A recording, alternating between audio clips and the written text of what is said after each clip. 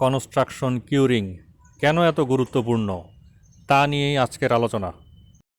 একটি ভবন বা স্থাপনা নির্মাণের পর যে বিষয়টিকে আমরা অধিকাংশ সময়ই গুরুত্ব দেই না তা হচ্ছে যথাযথ মাপে পানি দেওয়া তথা কিউরিং।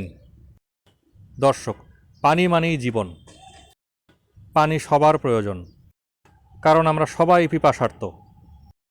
কংক্রিটও তাই। এটি এমন একটি নির্মাণ ম্যাটেরিয়াল যে স্থাপন করার পর থেকেই পিপাসার্ত থাকে, পিপাসায় কাতর। তার প্রচুর পানি প্রয়োজন, তাই যথাযথ নিয়ম মেনে তাকে যথাপরিমাণে পানি না দিলে সে অসুস্থ হয়ে পড়ে। নিউলি কনস্ট্রাক্টেড বিল্ডিংয়ের কংক্রিটকে চিন্তা করতে হবে একটি ডাইং পেশেন্ট এর মতো, মৃত্যু পথযাত্রীর মতো, যার প্রচুর পিপাসা, তাই তার পানি প্রয়োজন। এর ফলে সিমেন্টের হাইড্রেশন সম্পূর্ণ হয় এবং কংক্রিট তার পূর্ণ শক্তি এবং স্থায়িত্ব অর্জন করতে পারে। সঠিক কিউরিং ছাড়া কংক্রিট কখনোই তার নির্ধারিত কম্প্রেসিভ স্ট্রেংথে পৌঁছাতে পারে না। কিউরিং যথাযথভাবে না করা হলে পরবর্তীতে শ্রিঙ্কেজ ক্র্যাক দেখা যায়, অর্থাৎ কংক্রিট সংকুচিত হয়ে যায়, শুকিয়ে যায়।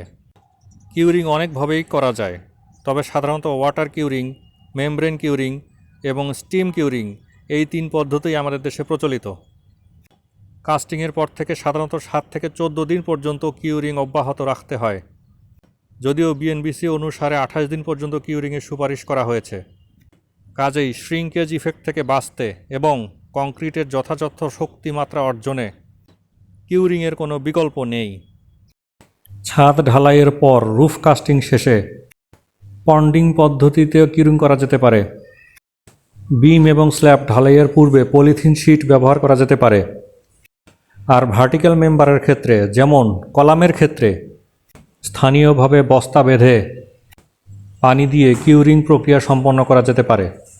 তবে প্রক্রিয়া যাই হোক না কেন, পানি দিতেই হবে, কারণ কংক্রিট হচ্ছে জ্বরাক্রান্ত একজন ব্যক্তির মতো। জ্বর হয়েছে তাই পানি দিতে হবে, তাহলেই তার জ্বর কমবে। কোড বেসড বিল্ডিং ডিজাইন এবং যথাযথ কনস্ট্রাকশন মনিটরিংয়ের জন্য ডেসক্রিপশন বক্সে দেখানো নাম্বারে যোগাযোগ করুন। প্রকৌশলী আহসান।